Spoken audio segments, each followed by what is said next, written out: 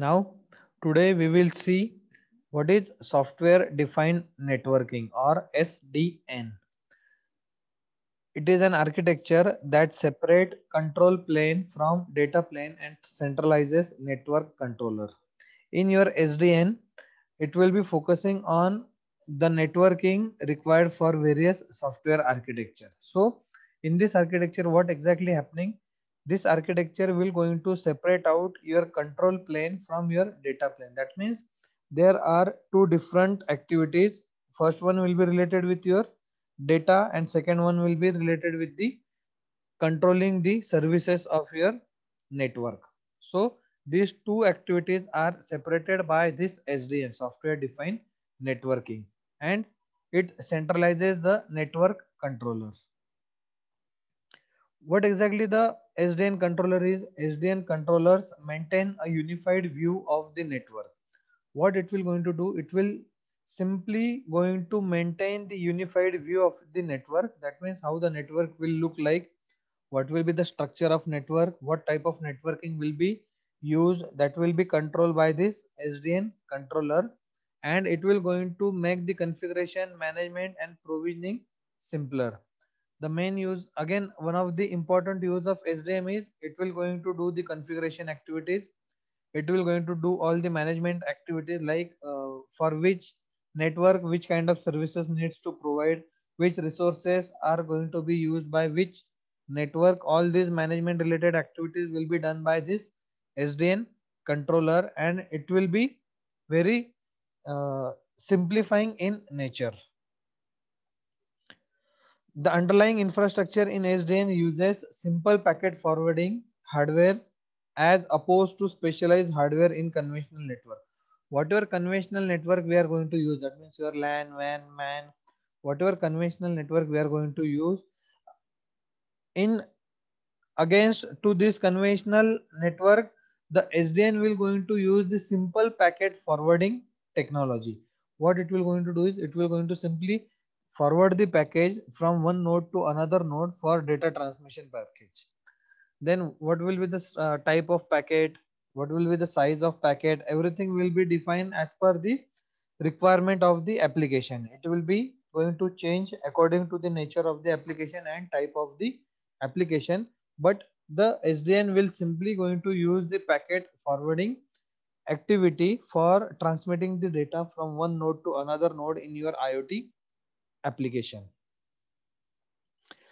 This is the SDN architecture. Here you can see that this is divided into three layers. The bottom layer is your infrastructure layer, then it will have your control layer, and then it will be on the top, it will be your application layer.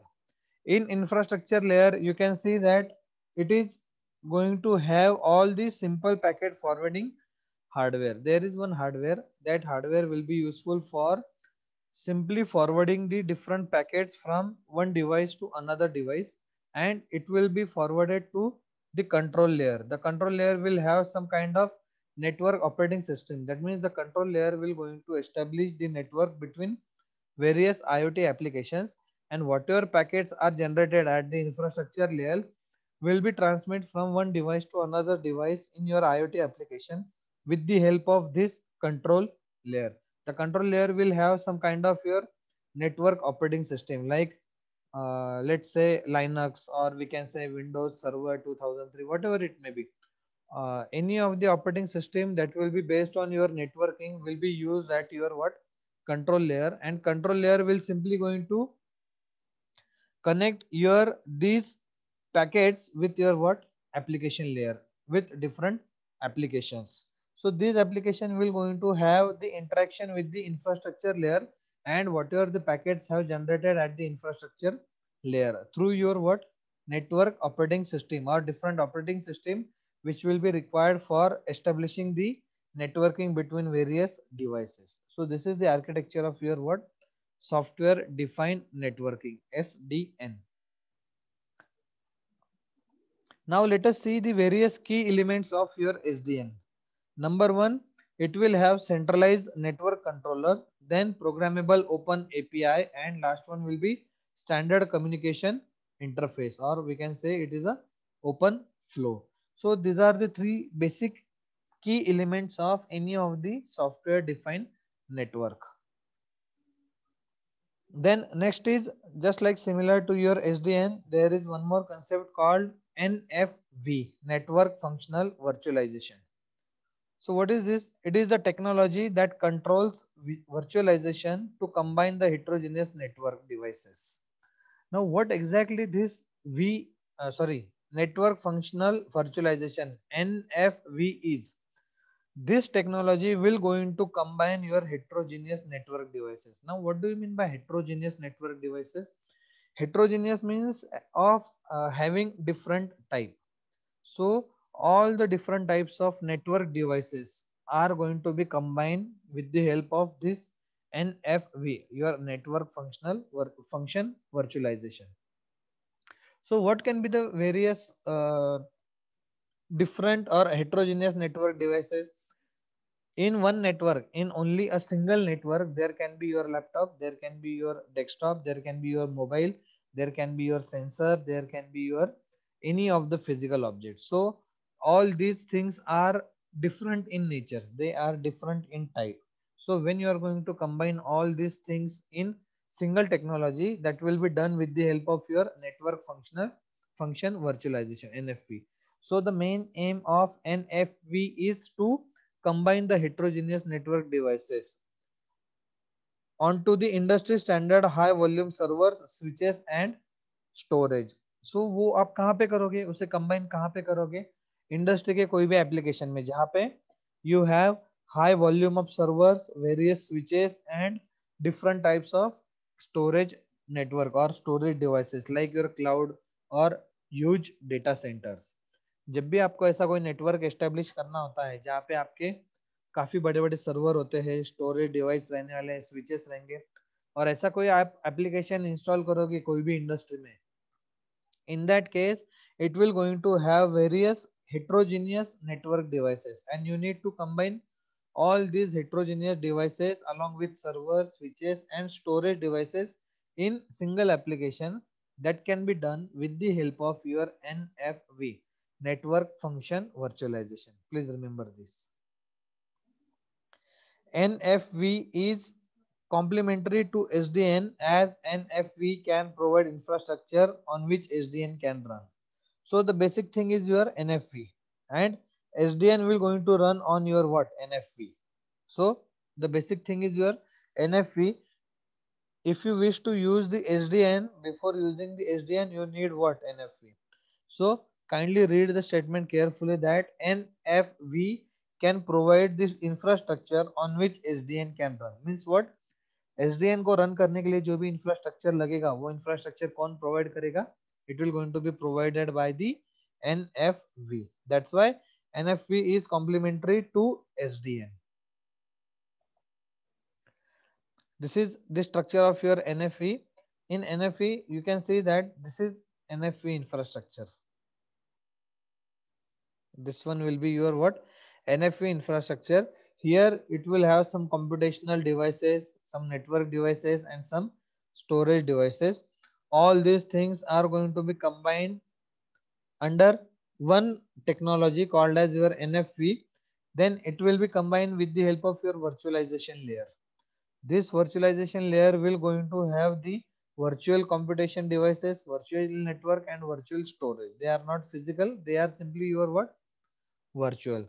Then it will become your what? NFV infrastructure and you are going to use various virtual network functions with the help of your NFV infrastructure. And for all these type of things you will be requiring what? One common NFV management and orchestration. So you are going to use some NFV related management activities that will be useful for your virtualization as well as for your NFV infrastructure as well as for your what? Virtual network functions.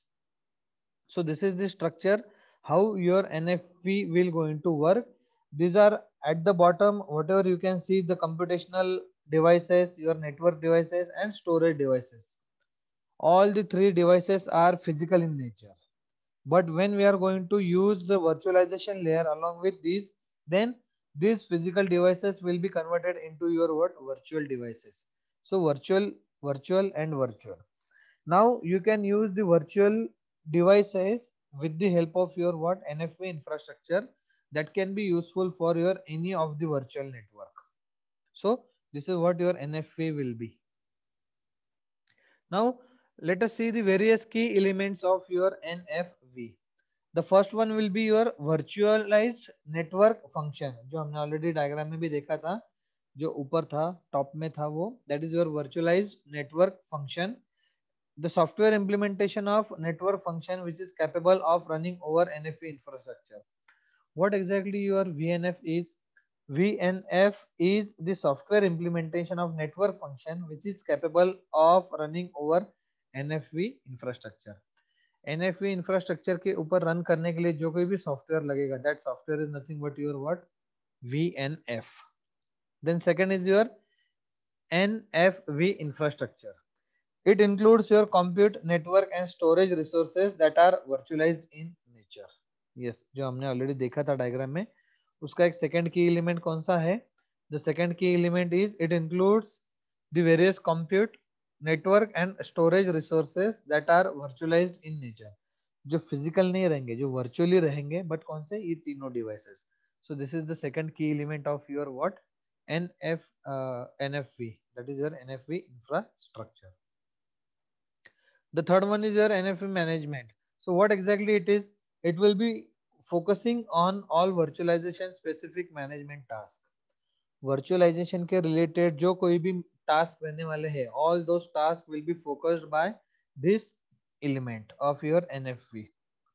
It covers life cycle management of physical and or software resources that support the infrastructure virtualization and the life cycle management of VNF.